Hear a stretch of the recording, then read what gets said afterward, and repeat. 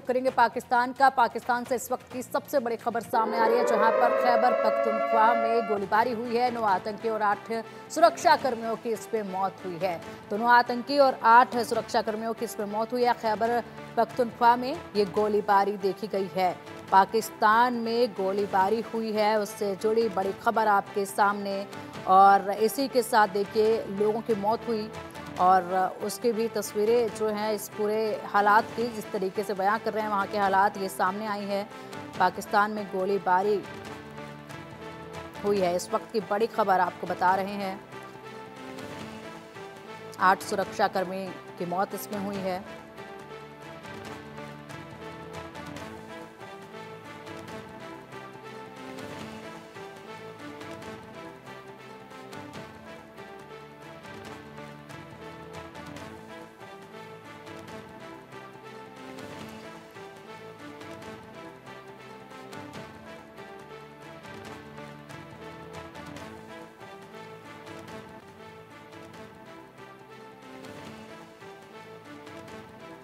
तो पाकिस्तान के खैबर पख्तूनख्वा में फायरिंग हुई और इसमें 9 आतंकी और 8 सुरक्षा कर्मियों की मौत की खबर सामने आ रही है। इस वक्त की बड़ी खबर आपको बता दें, जहां पर पाकिस्तान में ये गोलीबारी हुई और इसमें सुरक्षा कर्मियों की भी मौत हुई है और आतंकियों की भी मौत हुई है। अधिक अपडेट के लिए हमारे सहयोगी अजय चांडियाल हमारे साथ जुड़ गए हैं।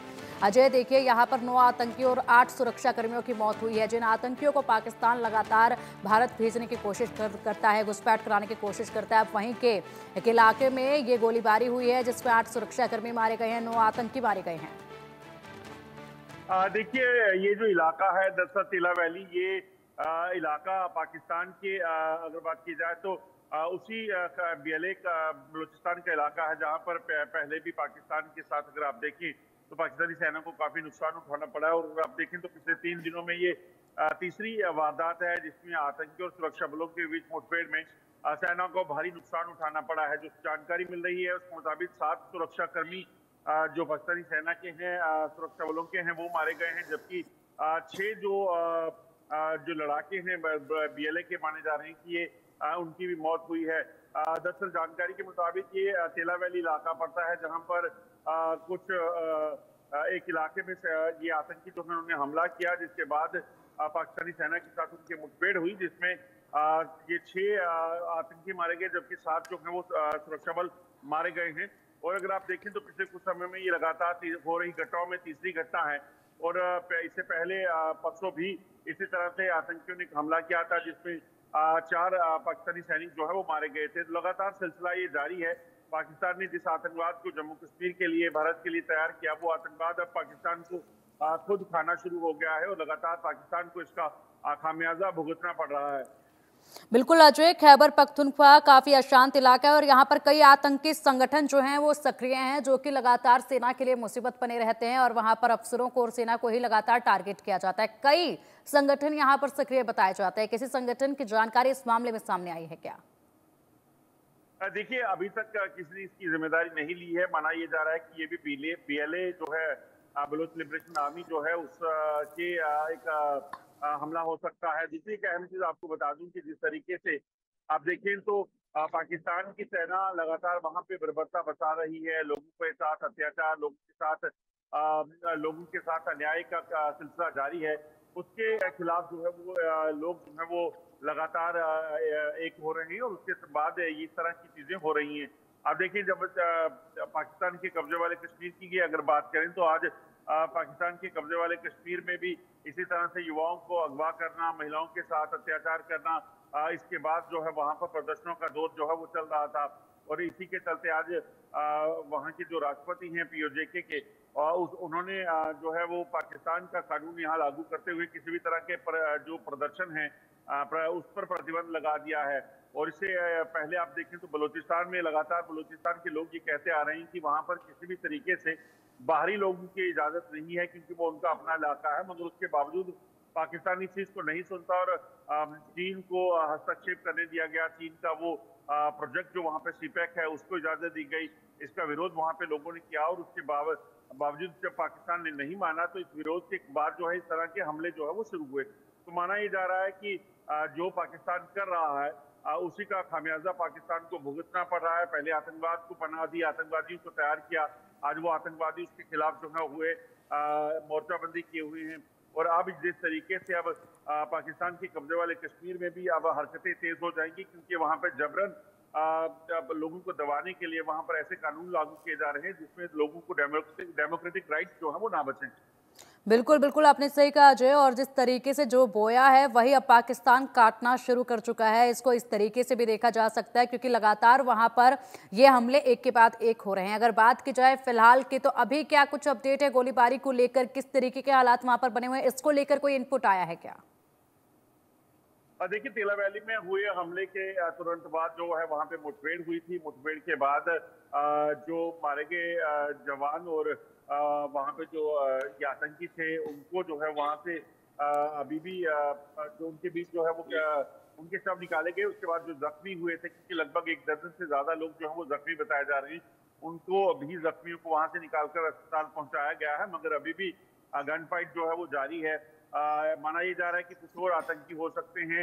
ऐसे में मुठभेड़ अभी चल ही रही है और आतंक सुरक्षा बलों को वहां पे भेजा गया है ताकि इलाके की सुरक्षा को जो है वो सुनिश्चित किया जाए। मगर अभी जब तक ये ऑपरेशन पूरा नहीं हो जाता तब तक ये कहना मुश्किल है कि अभी टोटल कितने लोगों की कैजुअलिटी हुई है। मगर लगातार ये हो रहे हमले जो है वो पाकिस्तान के लिए एक बड़ी चिंता बनी हुई है।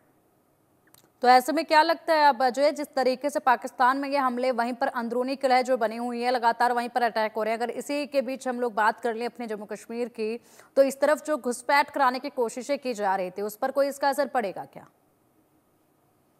देखिए, ये खैबर पख्तूनख्वा का इलाका जो है एक अलग इलाका है। वहां पर जो लड़ाके लड़ रही हैं वो दरअसल बीएलए के लोग हैं। वहीं अगर बात की जाए इस इलाके में जहां पर लाइन ऑफ कंट्रोल के आसपास, तो यहाँ पर पाकिस्तान एक अलग संगठन जो है वो तैयार किए हुए हैं जो यहाँ पे घुसपैठ करके जम्मू कश्मीर में हमले करने के लिए आते हैं। या तो अगर बात की जाए बलूचिस्तान की, तो वहाँ पे बीएलए के लोग एक्टिव हैं, या फिर जो खैबर का इलाका है वहां पर या कुछ बीएलए के आतंकी सक्रिय है, या फिर वहां पर आप देखें तो अफगानी टेररिस्ट जो है वहां पे एक्टिव रहे हैं। तो ऐसे में देखना होगा कि ये कौन से टेररिस्ट है, इनकी अभी तक शिनाख्त नहीं की गई है। मगर लगातार हो रहे हमले जो हैं वो जरूर एक चिंता का विषय बने हुए हैं।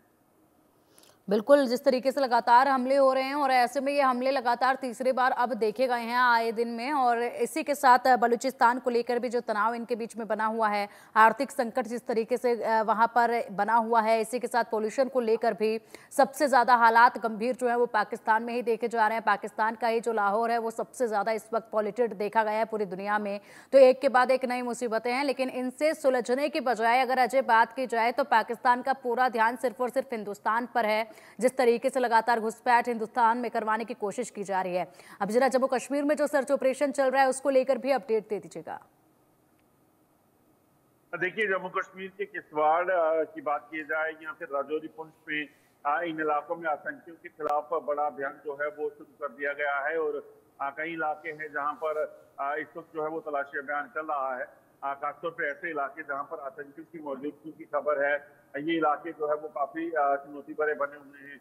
अगर बात की जाए किश्तवाड़ की, तो किश्तवाड़ में 2 आतंकी घटनाएं जो है पिछले कुछ दिनों में हुई हैं। पहले आतंकियों ने दो विलेज डिफेंस गार्ड जो है उनको अगवा किया, उनकी हत्या की, और उसके बाद तलाशी अभियान के दौरान जो है जो सेना के एक जवान है उनकी शहादत हुई। तो कहीं ना कहीं उस इलाके में भी ऑपरेशन चल रहा है। वहां पर सेना, पुलिस और सीआरपीएफ जो है बड़े पैमाने पर जंगल के इलाके में तलाशी अभियान चला रही है। उसी तरह से डोडा हो या फिर राजौरी पुंछ का इलाका, यहाँ पर भी आतंकी गतिविधियों को देखते हुए मद्देनजर जो है वो एंटी टेरर ऑपरेशन को तेज किया गया है ताकि किसी भी तरीके से जम्मू कश्मीर में आतंकी जो हैं उनको मार गिराया जा सके।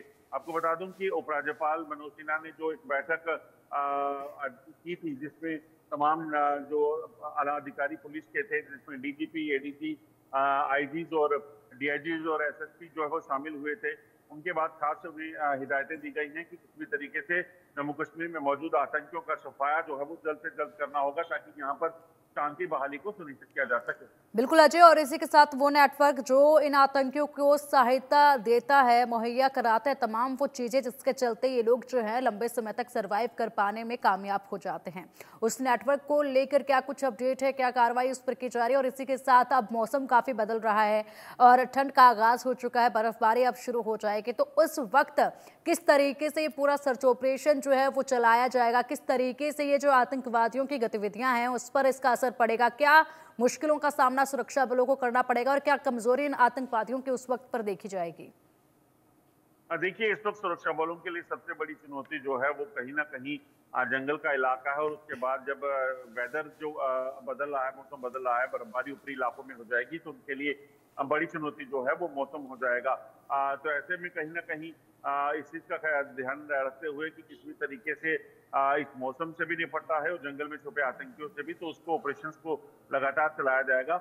अब मगर ये है कि लाइन ऑफ कंट्रोल पर बर्फबारी के बाद जो है घुसपैठ की कोशिशें जो ऊपरी इलाकों में होती थी वो कम हो जाएंगी, जबकि प्रेशर जो है वो अंतर्राष्ट्रीय सीमा के इलाके में ज्यादा होगा, जहाँ पे तारबंदी जो प्लेन बॉर्डर का इलाका है, जम्मू का इलाका है, वहां पर जो है ऑपरेशन जो है वो तेज हो जाएंगे। वहां पर घुसपैठ की चुनौतियां जो है बढ़ जाएंगी, जिसके लिए बीएसएफ और सेना को अलर्ट किया गया है। वहीं जम्मू कश्मीर पुलिस और सेना जो है वो हिंटरलैंड में भी छुपे हुए आतंकी के लिए लगातार कवायद चला रही है कि उनको जल्द ढूंढ निकाला जा सके।